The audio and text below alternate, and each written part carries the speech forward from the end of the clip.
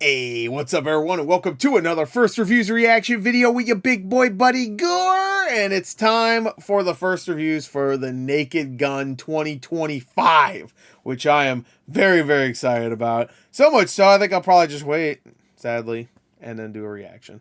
Because I think it'll be a really fun reaction video to do. I have a lot of movie reactions that I want to do this year. Hopefully I'll do them. Hopefully they'll get done.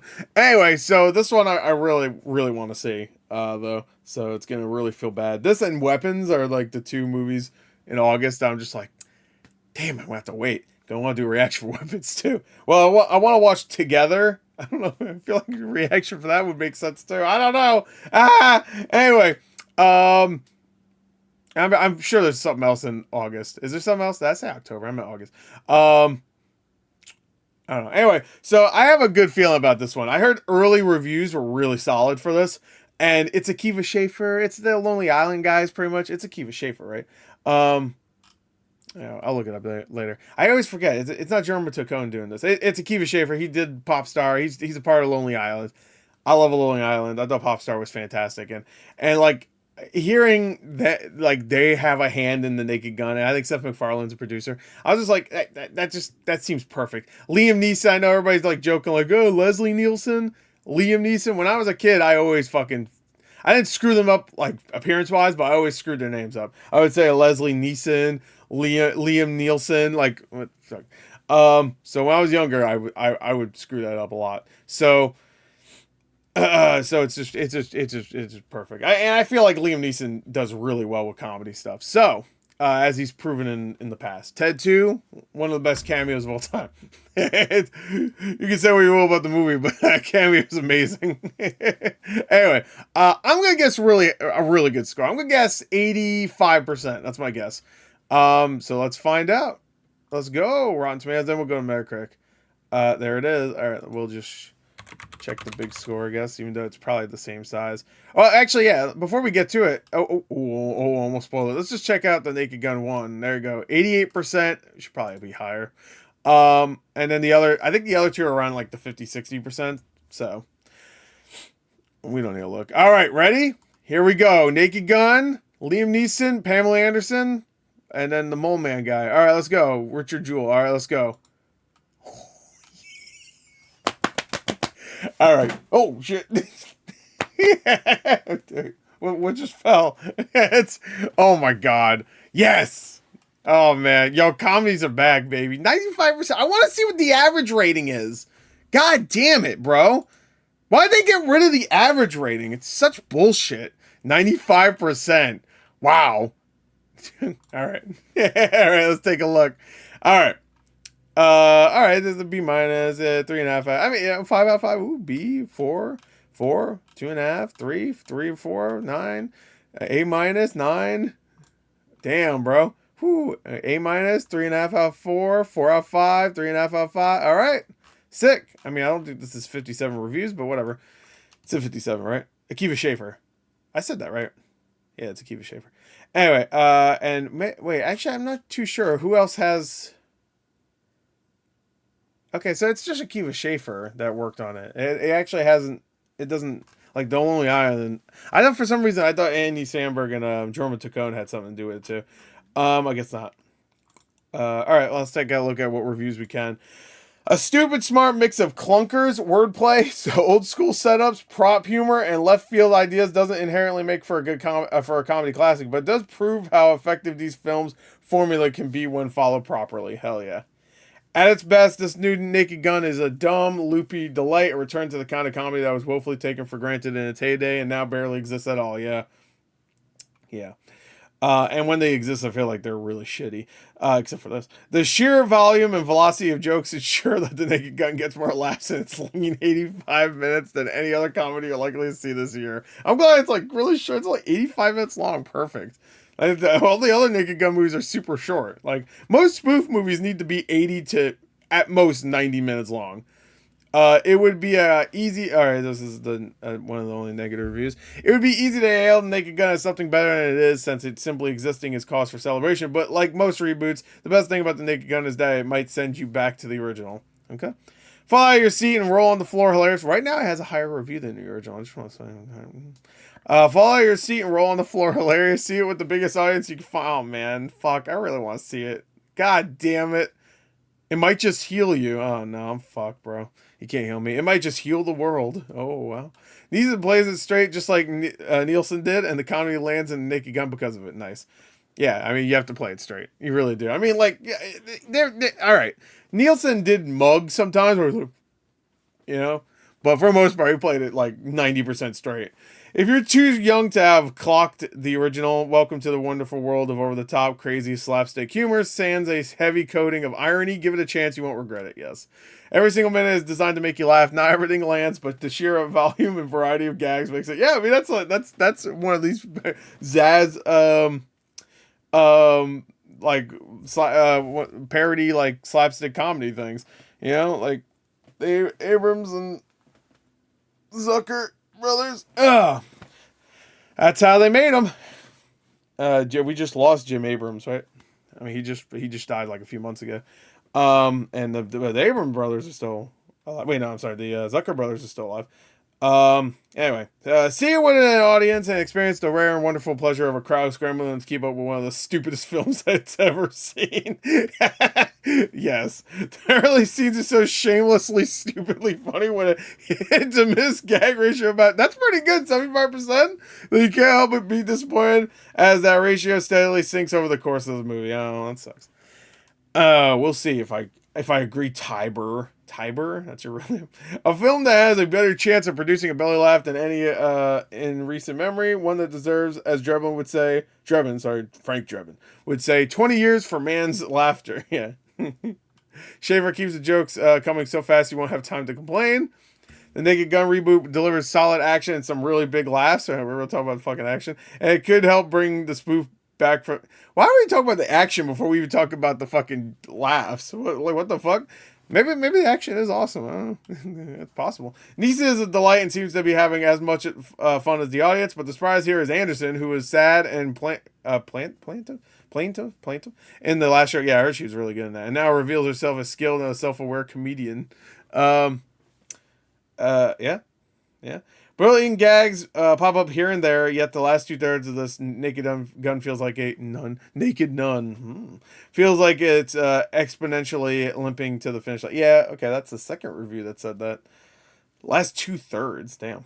The other one said it's losing its steam throughout. This one says the last 2/3 is.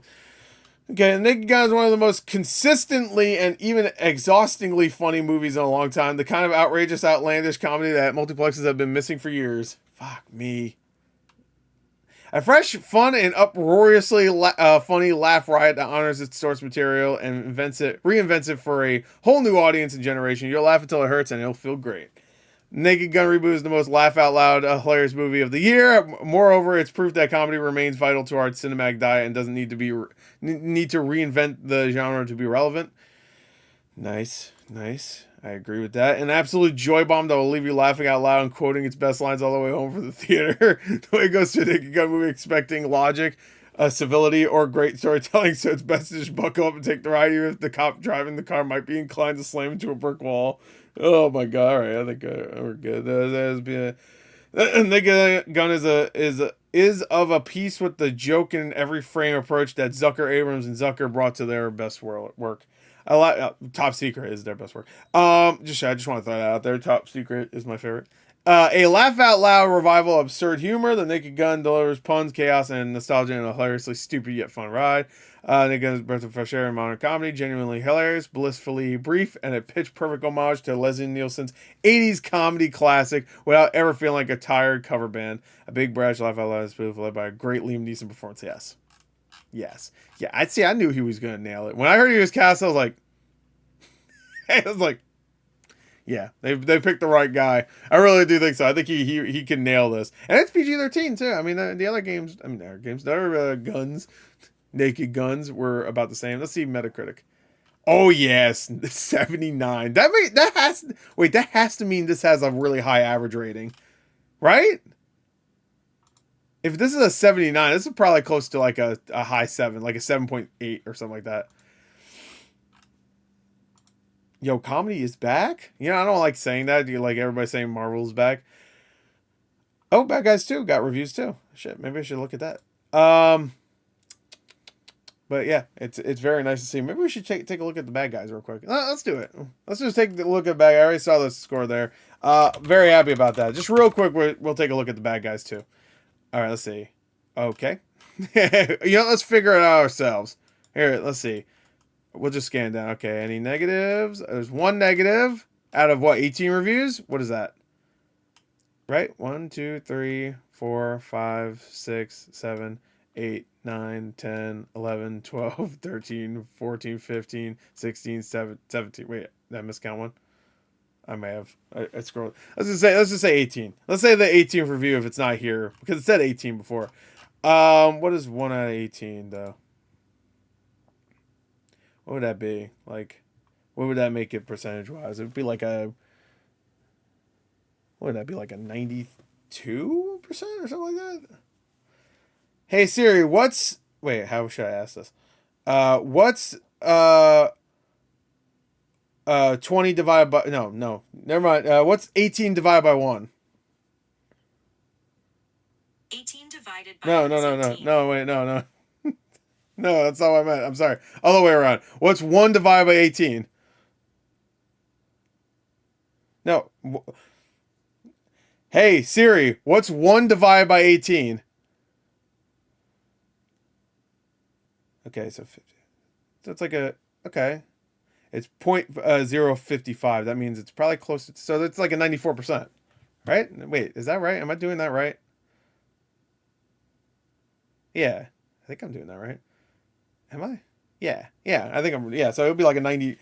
Well, if it's a 0.55, that means it's a 5.5% difference. So we could add it, so it's like a 0.6. So that means it's a 6%.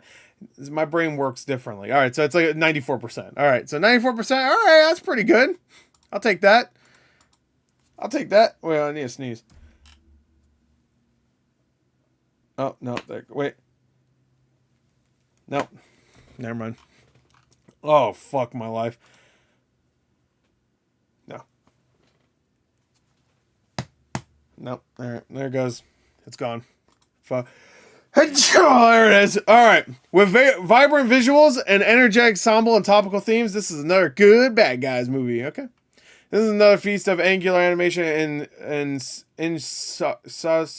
whatever one-liners with a ghetto fabulous score from Daniel Pemberton.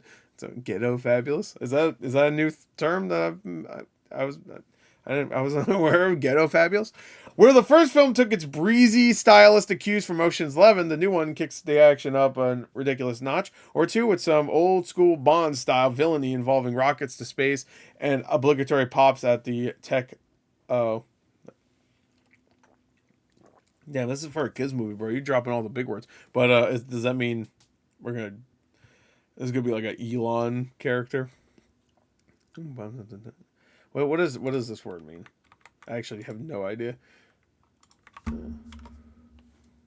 do you say it? Oligarchy. Oligarchy. A small group of people having control. Yeah, okay. All right, yeah, that's exactly. All right. Bad Guys 2 proves that there are more stories to tell with the gang with Peripheral at the mantle. Despite its bumpy pacing, it is fun-filled, audience-friendly caper. Okay. Not only is it funnier, more focused, but it has actual stakes with characters I did care about with stunning visuals that elevate it even further. But not bad at all for a movie with a farting piranha. It's pretty good. Oh, this review came out a few days ago. What the fuck? A lot of these reviews came out a few days ago. Damn.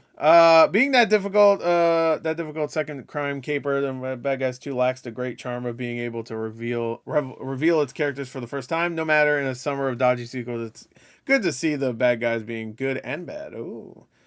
Bad Guys 2 is just enough wit and spirit that you can take your kids to see it without feeling like you're doing a disservice to their intellectual development. There's more wit and energy this time around. There's a lot of 3 out of 5s. Look at all these 3 out of 5s. 3 out of 5, 3 out of 5, 3 out of 5. So the average rating is probably not like great for this. It's probably like a 6 point something, maybe. It gets a bit high on its own supply. There are moments of indulgence, but to a large extent, that's because Peripheral and Co know they're on to a good thing. For the under 10s, the multiple dress-up jokes and fart jokes will keep them laughing. When the film talks about things like friend zoning and second chances. While it's possible most adults might start question the film's internal logic. Anyone interested in animation needs to pay attention to what these films are doing. The writing formula may be crude, but the whiz bang aesthetic is sensational. Yeah, the animation does look great. I still haven't seen the first movie though. Comic timing is off with gags failing to land among the frenetic pace. The slapstick moments pass before they've even been set up. Okay. Rock and Roll 5. The first one, this animated action comedy plays at a quick pace and a high volume as it darts through a silly story that's punctuated with enjoyably racist chases. What? That rhymes though. Fights and adventures. It's a confident and spry film that actually manages to get better and better as it goes along. Sophisticated stupid is how producer Damon Ross describes these films. There's plenty of that on the show here. Okay. So this is a Naked Gun. You know, you should watch. You should watch these the same day. Is a perfectly decent family film. It corrects many of the original's flaws, better jokes, tighter pacing, and more confident direction, and provides colorful, undemanding fun. It's just fine, but nothing really nothing to write home about. Works pretty well as a family entertainment. It's brisk. It's amusing. It's well judged for its audience and manages to walk a tricky moral line by having characters who are good at heart, even if they're bad guys and girls. All right, cool. All right, so there you go. And we already saw the score here was what 65, I think it was. Yeah. All right. So yeah, here it's probably like the average rating is probably like a 6.8 or something. It would be my guess. But we can't see it anymore because they took it away from us. Anyway, so there you go. That's it. So we figured out the Rotten Tomatoes score and all that. So we took a look at the two. Naked Gun. I can't wait to watch, and that sucks. Gonna have to wait. Fuck. Anyway, that's it. Bye.